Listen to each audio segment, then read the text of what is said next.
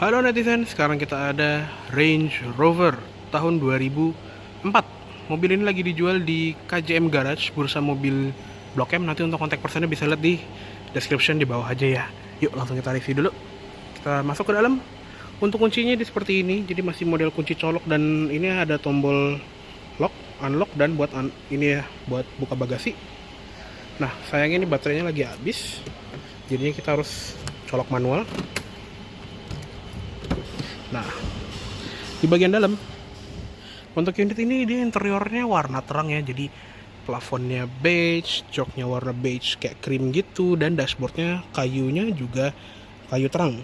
Untuk pengaturan jok pengemudi dia sudah full elektrik ya, dan ini masih zaman-zamannya Land Rover di bawah akuisisi BMW ya. Jadi kalau misalnya kita lihat nih knop-knop tombol di pengaturan jok ini juga mirip-mirip kayak BMW gitu ya. Dia bisa maju mundur dan bisa dinaikin depannya atau diturunin juga. Terus bagian belakangnya lumbar support 4 arah, recline, headrest elektrik, dan dia juga punya ini ya buat mengatur kerebahan upper backrest. Jadi punggung atasnya itu bisa ditegakin atau direbahin nyatu sama punggung bawah. Dan ada memori 3 slot juga di bagian bawah sini.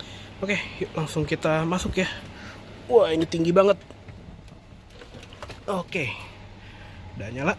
Dan langsung kita starter aja ya. Kuncinya bukan di bagian steering column, melainkan ada di sini. Jadi kita putar pakai kunci kiri. Pakai tangan kiri maksudnya. Agak nggak biasa ya. Oke, yuk langsung kita nyalain aja.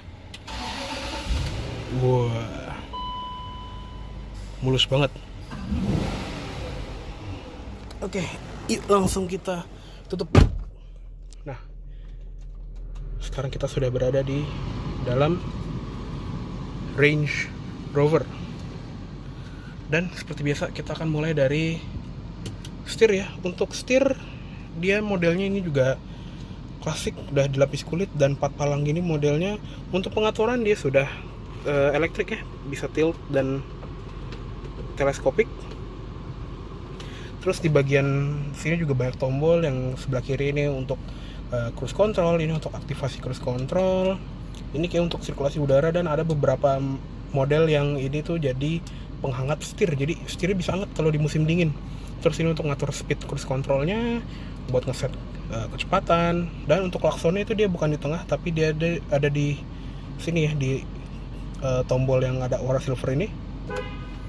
Di tengah ada airbag, dan yang sebelah kanan ini untuk audio ya, ada voice command, ini untuk ganti mode kayaknya ya. Terus ada volume dan ada next track.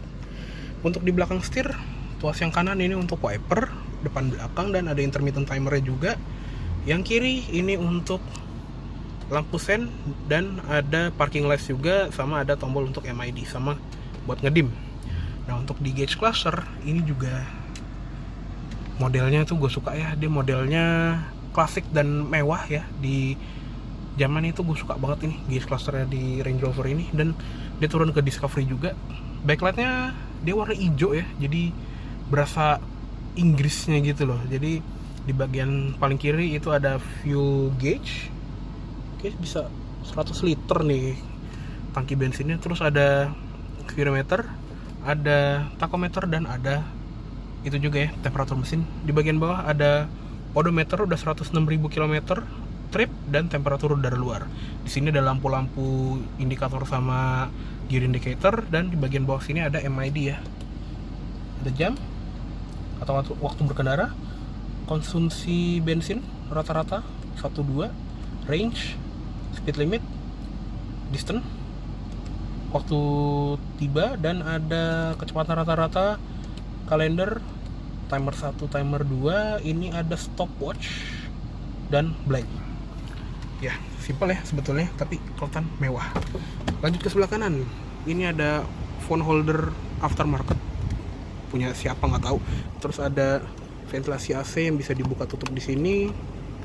Terus ada pengaturan lampunya, masih knob biasa, dan lampu senja, lampu utama. Belum ada auto headlamp, tapi ada buat panel instrumen ini ya, brightness, fog lamp depan, fog lamp belakang, Ada lampu kabin di sini, terus ada ini ada apa ya di sini? Ada apa tuh? Kelihatan nggak itu apaan? Gua sih nggak kelihatan dari sini. Dan di bagian bawah ini pedalnya juga dia modelnya yang nempel dari bawah, ada footrest di sebelah kiri, dan ada tuas pembuka kap mesin di sebelah situ. Untuk door trim ini juga soft touch.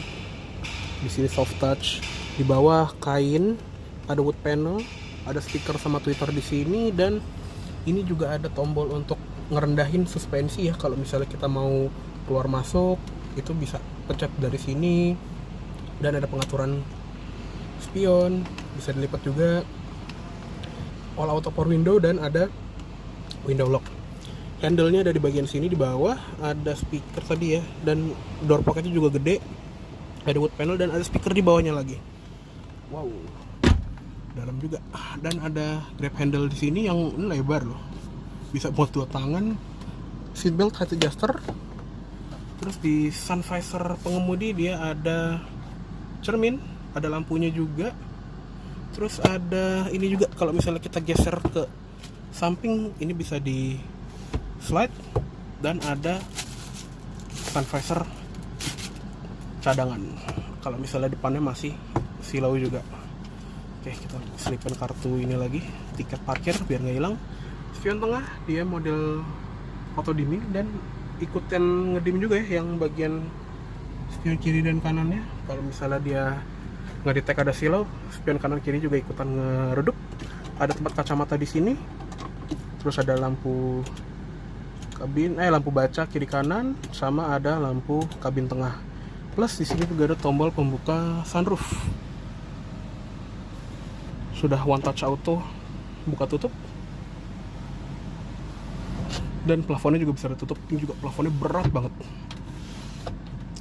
Sun visor kiri sama ya, ada lampu dan cermin, sama ada sun visor sekunder ini. Lanjut ke tengah, ini head unit udah diganti ya, pakai head unit Kenwood seri DDX 419BT. Terus di bagian sini itu ada ventilasi AC model kotak gini, bisa dibuka tutup. Di sini juga bisa kayak ngeset kalau temperatur yang di ventilasi tengah ini lebih dingin dari temperatur yang kita pilih di bawah atau lebih panas. Tombol hazard khas mobil Eropa juga kedip, dan ada central lock. Di bagian bawah ini untuk climate controlnya dia kayak BMW ya. Jadi seperti yang gue bilang tadi, di sini masih zaman-zamannya Land Rover di bawah naungan BMW. Jadi ini electricalnya masih BMW banget tombol-tombolnya ya. Di sini ada fan speed, ada auto climate-nya juga, terus ada temperatur pengemudi, heated seat pengemudi, heated seat penumpang depan, ada 2 level masing-masing, tombol mode AC, sirkulasi udara, max AC, arah AC bisa ke muka, ke kaki, dan ke atas. Terus di sini ada Proc, ini kayak buat ini programmable defroster kalau nggak salah. Jadi kayak setiap pagi itu dia bisa manasin kaca depan belakang kalau misalnya kita lagi di daerah yang bersalju atau yang dingin ya. Sama di sini ada pemanas kaca depan juga. Jadi ada kayak defogger buat wiper gitu lah kalau nggak salah. Dan ini kalau dilihat ya, dia tuh kayak ada garis-garis tipis ya. Kelihatan nggak nih?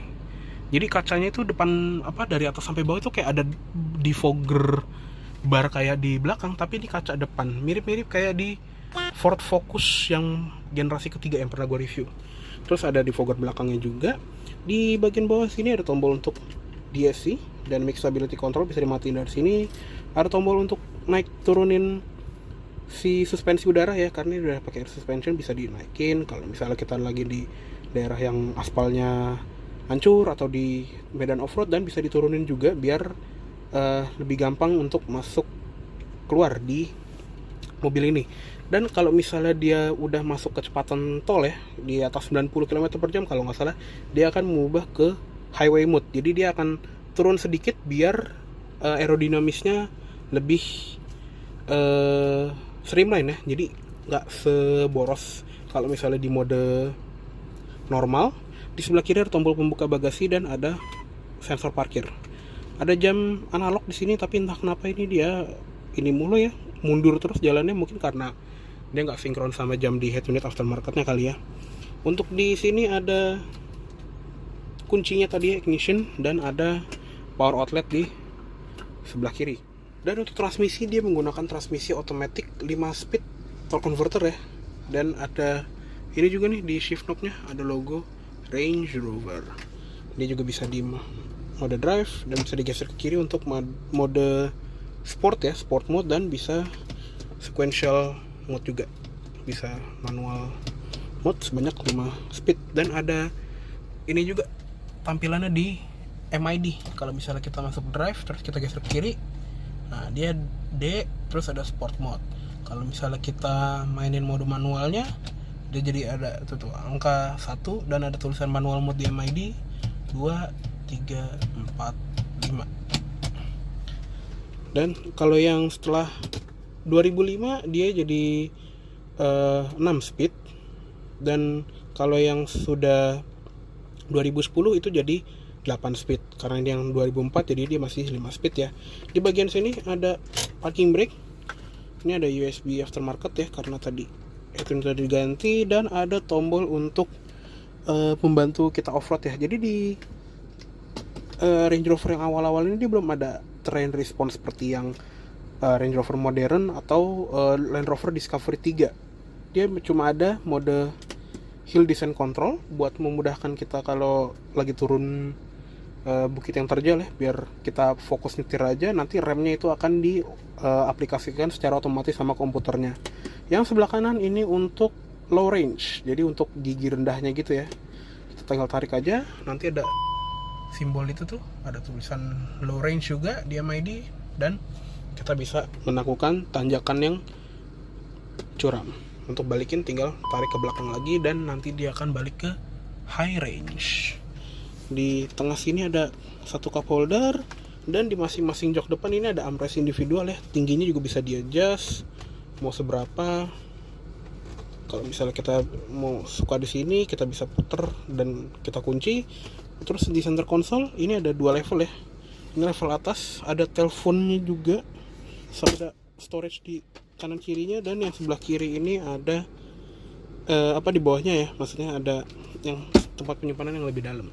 Terus di glove box ini juga cuma satu level gini aja ya.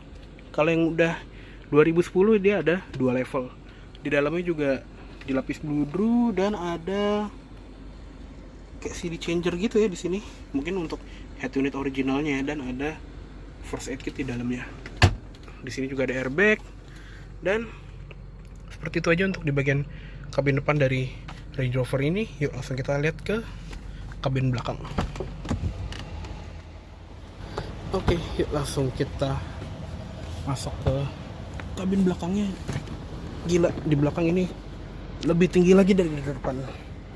Nah, untuk di belakang sini, ini adalah posisi mengemudi gue tinggi 170 cm, masih ada 4 jari ya untuk di belakang sini. Dan ini fix ya, nggak bisa di adjust, jadi udah segini doang. Dan lega loh, ini bisa muat bertiga ya.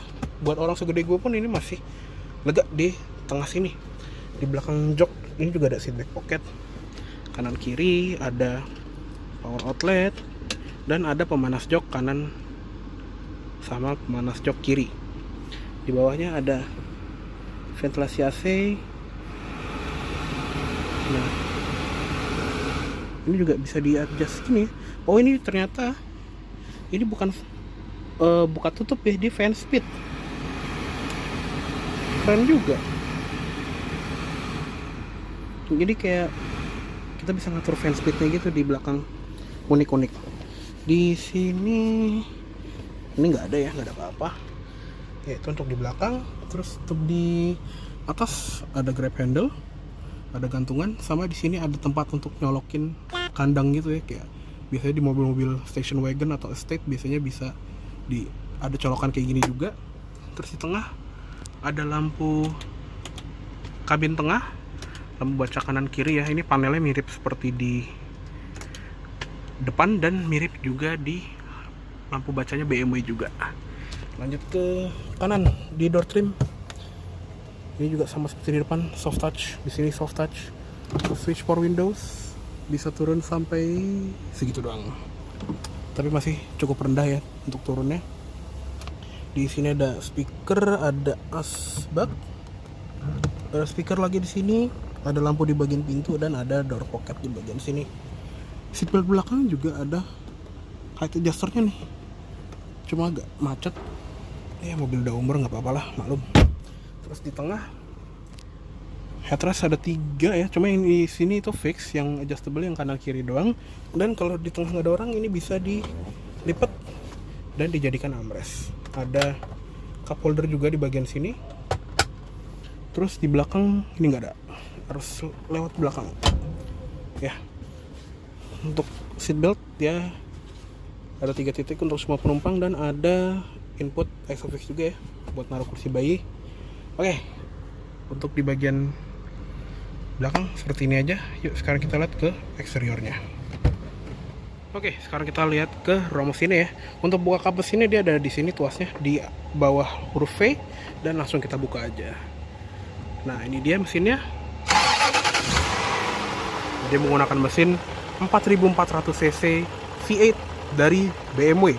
Kodenya M62, tenaganya itu sekitar 288 horsepower dan torsinya 440 Nm. Jadi besar banget ya. Dan tadi ya transmisinya untuk yang di bawah 2005 itu masih 5 speed automatic torque converter ke 4 rodanya. Jadi ini udah all wheel drive. Oke, yuk langsung kita tutup aja dan kita lihat eksteriornya.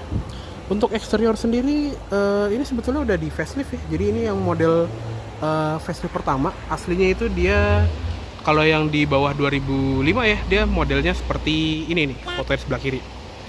Jadi sedikit lebih berwibawa. Kalau ini udah mulai modern gitu ya.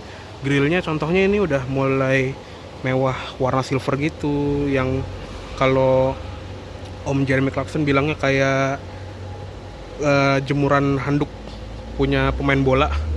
Gak tahu maksudnya apa ya, pokoknya emang kelihatannya fancy gitu deh. Ada logo Land Rover di sini dan ada emblem Range Rover yang sekarang udah diikutin sama mobil-mobil yang anu dah pokoknya.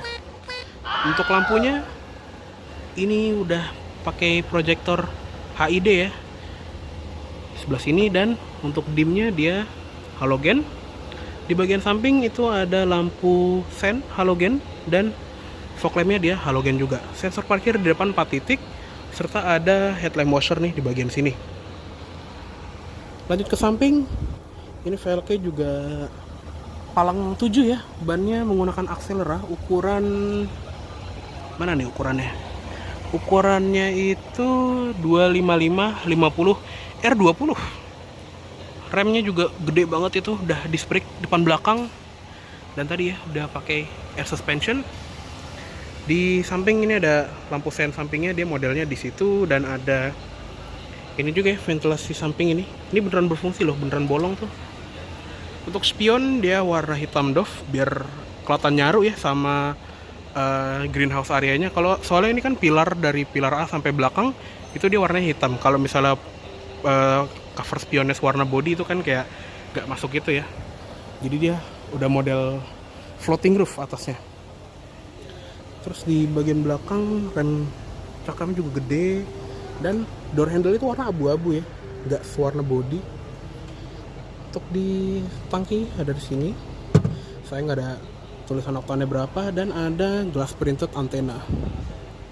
Untuk di belakang sama juga, ini udah pakai model lampu yang facelift.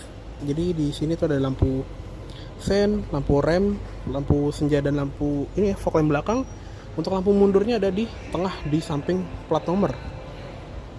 Terus ada emblem Land Rover di sebelah kiri, ada logo Range Rover yang besar. Untuk emblem supercharge ini dia tempelan ya aslinya, karena tadi dia mesinnya BMW itu dia naturally aspirated. Kalau yang supercharge dia itu 4200 cc V8 supercharge punya Jaguar. Kalau yang ini kan tadi punya BMW ya. Terus ada kaca belakangnya udah pakai rear defogger, dan ada wiper yang ngumpet di balik ini ya, di balik housing Hymer stop lampnya, dan ada antena shark fin juga. Terus di bagian bumper bawah ini ada sensor parkir 4 titik. Untuk bagasinya dia terkenal ya, punya bagasi yang split opening. Jadi ada bagasi atas dan bagasi bawah. Nah, kalau kayak gini kita bisa buat duduk-duduk, bisa buat ngaso-ngaso lagi ngabuburit, atau kalau bisa ini juga bisa dijadiin kamera car. Karena Top Gear punya kamera car itu pakai ini ya, pakai Range Rover. We really do need these radio Range Rover in the back of the. Jadi kameranya tinggal tutup pintu bawah, pintu atasnya kebuka, dan kameranya bisa nyorot ke luar. Di sini ada parcel shelf. Di bagasinya juga ada lampu bagasi, terus ada power socket tuh di situ. Di sini ada tempat naruh segitiga pengaman, dan ini ada komputer electrical segala macam ya. Di sebelah kiri juga ada. Dan di bawah sini ada ini juga. Ini agak keras bukanya. Nah, ini ada ban serep yang full size ya. Sama ada dongkraknya juga tadi di pojokan dalam sana. Di balik pintu bagasi ini juga ada lampu bagasi ya, ada 2, masih halogen sepi. Oke, yuk kita tutup.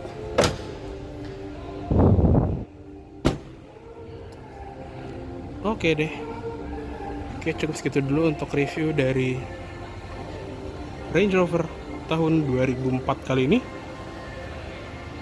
Mohon maaf apabila ada salah kata-kata atau dalam penyampaian review. Dan tadi ya, mobil ini lagi dijual di KJM Garage. Nanti untuk kontak personnya bisa lihat di description di bawah aja. Oke, terima kasih banyak telah menonton. Sampai jumpa di video selanjutnya.